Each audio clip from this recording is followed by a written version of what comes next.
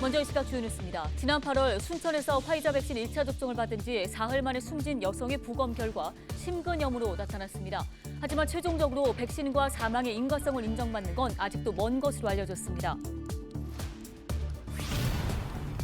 전남학교 비정규직 연대회의가 총파업을 선포했습니다. 이들은 학교에서 먼저 비정규직 차별을 철폐해야 한다며 오는 20일 총파업을 예고했습니다. 내년 지방선거를 앞두고 고흥군에서 전국 최초로 민주당 예비 경선이 치러집니다. 후보와 경선 일정을 살펴봤습니다.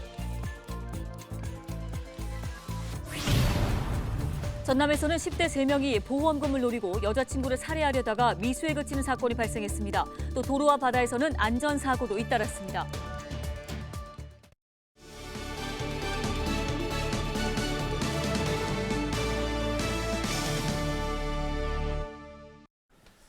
시청자 여러분 안녕하십니까? 헬로티비 뉴스입니다. 자, 김나영 아나운서 혹시 네. 노후 준비하고 계세요?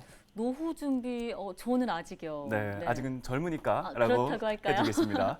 자, 직장인들 같은 경우는 사실 4대 보험으로 국민연금 같은 거 많이 들고 그쵸. 있잖아요. 이 퇴직연금도 하나의 노후 대비 수단이 될 수 있을 텐데 그런데 최근에 이 퇴직연금을 중도에 깨고 찾아가는 사람들이 늘고 있다는 소식이에요. 야, 노후를 대비해야 할 퇴직연금을 벌써 찾아 쓴다면 그만한 이유가 있는 거겠죠? 그렇죠. 이 62%가 집을 사거나 또는 전월세 보증금 때문이라고 하네요. 맞아요. 지난 4년 반 동안 무려 서울의 아파트 값이 2배 이상 올랐으니까 퇴직연금까지 깨는 경우가 허다할 것 같습니다. 그렇습니다. 안정된 노후를 위해서라도 집값 안정이 반드시 필요하다는 얘기겠죠. 오늘 헬로티비 뉴스 시작하겠습니다.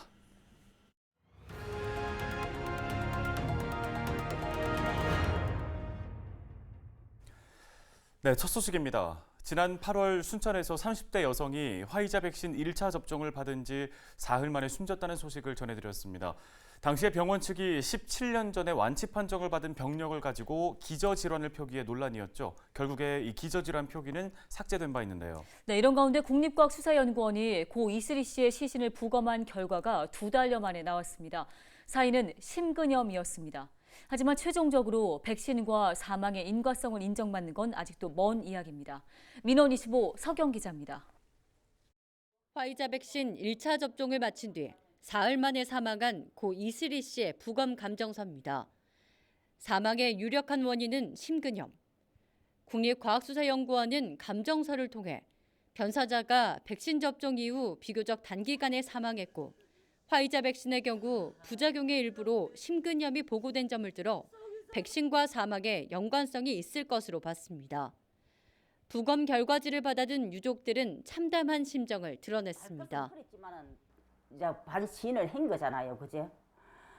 그렇기 때문에 또 조금 한편으로는 숨이 쉬져요. 그래도 내 새끼가 이렇게 억울하게 갔다는 걸 밝힐 수가 있고 또 이렇게 말할 수가 있었어. 정말 나 이거 받고 미치겠습니다.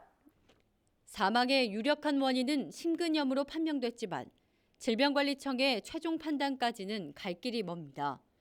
절차상 전라남도가 외부 전문가와 함께 인과성 1차 평가를 마치고 그 결과를 질병관리청에 올리면 2차 인과성 평가가 이루어지게 됩니다. 하지만 전라남도는 지난 1차 평가 당시에 부검 결과가 나오지 않아 보류 판정을 내린 상태입니다. 다시 부검 결과서를 첨부해서 질병관리청에 제출해야 하고 2차 인과성 평가가 나올 때까지 기다려봐야 하는 겁니다.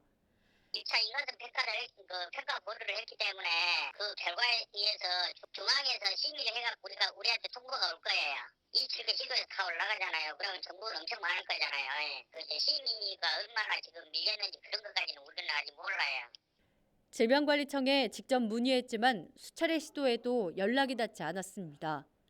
고 이슬희 씨와 같이 백신 접종을 받은 뒤 사망하거나 중증 환자가 된 가족들의 모임이 생겨났습니다. 코로나19 백신 피해자 가족 협의회입니다. 하지만 이들 가운데 인과성을 인정받은 사례는 단 한 건도 없습니다. 협의회 측은 인과성에 대한 정부기관의 정확한 지침과 환자 관리가 무엇보다 중요하다고 말합니다. 처음부터 그 매뉴얼을 정확히 만들어 놓고 의사들한테 공유를 했으면 저희가 쓰러지고 뭐하고 했을 때 갔을 때 그 매뉴얼이 이럴 수도 있다라는 걸 인정해 줄 수 있는 거잖아요. 근데 그 매뉴얼조차가 없고 공유를 하지 않았기 때문에 의사들도 뭐라고 얘기를 나설 수도 없고 보건의들도 뭐라고 나설 수가 없는 상황이에요, 지금.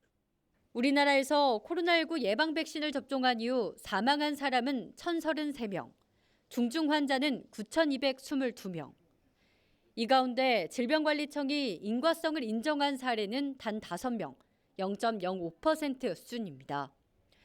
하루아침에 떠나버린 가족을 두고도 사망 원인조차 명확하게 확인받지 못한 전국의 유족들. 백신 사망의 인과성 판단에 대한 정확하고 투명한 지침 제시가 무엇보다 필요해 보입니다. 민원25 서경입니다. 연휴 마지막 날인 지난 11일 전남에서 17명이 추가로 코로나19 확진 판정을 받았습니다. 지역별로는 광양 7명, 여수와 목포 각 2명, 담양과 보성, 나주, 해남, 무안과 진도가 각 1명씩입니다. 광양 확진자들은 지난 5일 건설회사 선제검사에서 확진된 베트남인 확진자의 직장 동료들로 모두 베트남인들입니다. 이들은 앞서 따로 받은 선제검사에서는 음성이 나왔지만 확진자가 나온 이후 자가격리 중 다시 받은 검사에서 양성 판정을 받았습니다. 제주 여행을 함께 갔다 감염된 일가족의 친척과 기존 확진자의 지인 4명도 각각 확진 판정을 받았습니다. 또 감염 경로는 알 수 없으나 유증상을 보여 검사 후 확진된 사례도 3명 있었습니다. 방역당국은 이들의 정확한 감염 경로와 동선을 파악하고 있습니다. 전남 학교 비정규직 연대회의가 총파업을 선포했습니다. 이들은 12일 전남도 교육청에서 기자회견을 갖고 학교부터 비정규직 차별 철폐를 위해 오는 20일 총파업에 나선다고 밝혔습니다. 학교 비정규직 연대회의는 내년도 교육 관련 예산이 11조 원 늘었지만 지난해보다 못한 기본급 인상안을 제시했다고 강조했습니다. 비정규직의 근속수당 인상과 명절 휴가비, 처우 개선 수당 등 직종에 차별 없이 지급할 것을 촉구했습니다.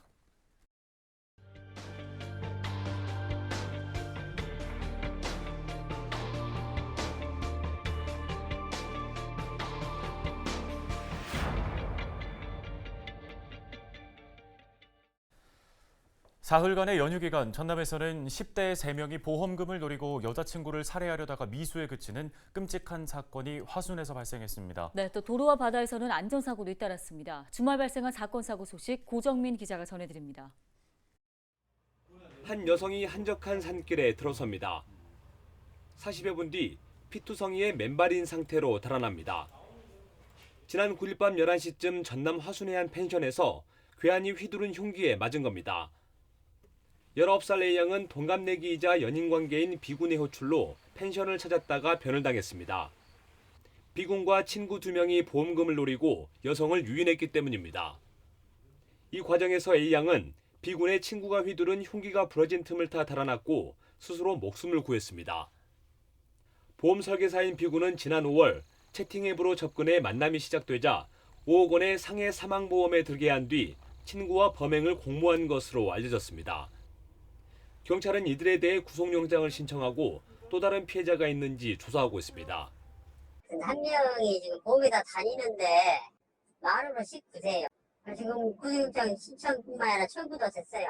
수술 끝나고 회복실에 있다는 것만 알고 있는데.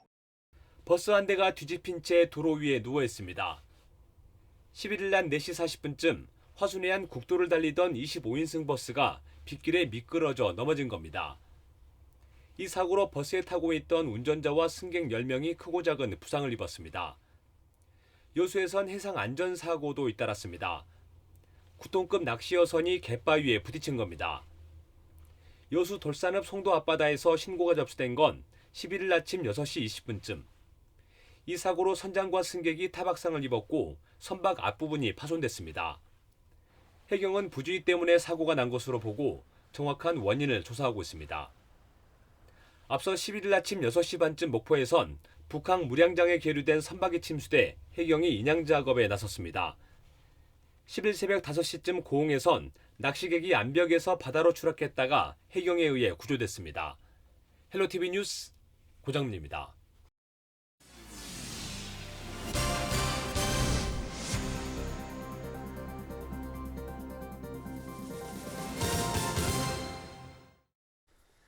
네, 내년 지방선거를 앞두고 고흥에서는 전국 최초로 민주당 내에서 예비 경선이 치러집니다. 네, 어떤 후보들이 출사표를 던졌고 또 어떤 과정을 거쳐 경선 후보로 선출되는지 김신혜 기자가 정리했습니다.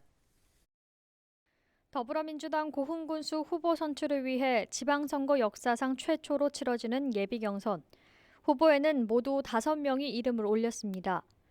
전라남도의회 농수산위원회 소속 박진권 전라남도의원과 제주특별자치도 기획관리실장을 역임한 공영민 전 기획재정부 부이사관, 고흥경찰서장을 지낸 김하경 전 청와대 행정관이 출사표를 던졌습니다. 또 거금도 농협 조합장 3선 출신 장세선 고흥군의회 7대 전반기 의장과 전라남도 관광문화체육국장을 지낸 송영종 전 순천시 부시장도 출마 의지를 확고히 했습니다. 내년 지방선거에는 현직 단체장인 송귀근 고흥군수도 무소속으로 재선에 도전할 것으로 알려지고 있습니다. 송귀근 고흥군수는 광주광역시 행정부시장과 행안부 국가기록원장을 역임했습니다. 송 군수는 민선 7기에서 추진해온 현안 사업이 남아있는 만큼 완성을 위해 재선에 도전할 가능성이 높습니다. 그래서 더불어민주당 전남도당이 새롭게 꺼낸 카드가 바로 예비경선입니다. 조기에 후보군을 압축해 인지도가 높은 현직 단체장에 맞서 경쟁력을 높이겠다는 전략으로 풀이됩니다. 예비경선 후보자들은 지난 6일 열린 후보자 토론회에서 각자의 포부와 공약을 밝히고 인구 문제와 관광산업 등 지역 현안에 대한 해법을 제시하기도 했습니다. 5명 가운데 2명으로 추리는 예비경선은 오는 21일과 22일 진행됩니다. 더불어민주당 전남도당은 권리당원 50%와 안심번호 추첨을 통한 일반 군민 50% 여론조사로 2명을 선출할 계획입니다. 전례 없던 방식 도입이 최종 결과에 어떤 영향을 줄지 관심이 주목되는 가운데 예비경선 결과는 23일 저녁 6시쯤 나올 예정입니다. 헬로티비 뉴스 김신혜입니다. 온실가스 감축 여부를 산정하기 위한 전담 조직이 없어 체계적인 통계 관리가 어렵다는 지적이 제기됐습니다. 더불어민주당 서삼석 국회의원은 산림청에 대한 국정감사에서 각종 산림활동이 온실가스 감축에 기여한 점을 수치로 산정해 UN 기후변화 협약에 제출을 해야 하지만 산림청은 정보통계 담당관실에 직원 3명 가운데 1명만 한시적으로 배치한 뒤에 관련 업무를 맡겨 체계적 관리가 어려울 것으로 전망했습니다. 이어 임업 통계 분야도 허술한 통계 관리 때문에 객관적인 소득 증빙이 어려운 실정이라며 탄소 중립을 이행하기 위해선 디지털 정보를 확보해 국제적 보고 수준을 높여야 한다고 강조했습니다. 지방 권역응급의료센터에 전문의가 부족해 중증 응급 환자를 치료하지 못하고 다른 병원으로 보낸 사례가 빈번한 것으로 조사됐습니다.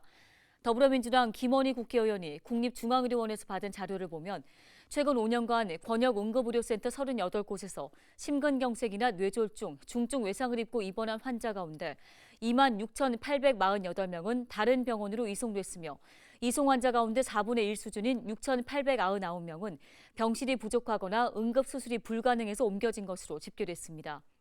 서울이나 수도권의 권역응급의료센터는 병실이나 중환자실이 부족한 경우가 대부분이지만 지방은 시설 부족이 아닌 처치 불가로 이송된 환자가 49%를 차지했습니다. 김수미 목포시 의원이 올해 풀뿌리 의정대상 우수 입법 분야에서 대상을 받았습니다. 김 의원은 도시건설위원회에서 활동하며 걷는 도시가 행복한 도시라는 주제로 교통과 복지 분야를 접목한 조례 제정에 힘써 높은 평가를 받았습니다. 지방자치발전소는 지방의회 30주년을 기념해 지난 3년간 의정활동을 심사하며 올해 대상 1명과 최우 수상 14명을 선발했습니다.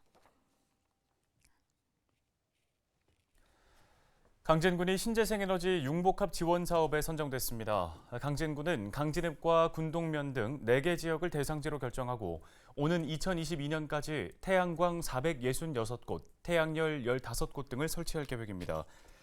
또 오는 2024년까지 모든 지역으로 사업을 확대해 에너지 자립마을을 조성할 예정입니다.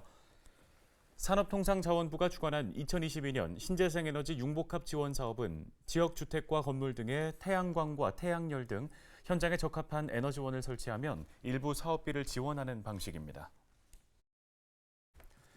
헬로티비 뉴스에 저희가 오늘 준비한 소식은 여기까지입니다. 네, 시청해주신 여러분 고맙습니다.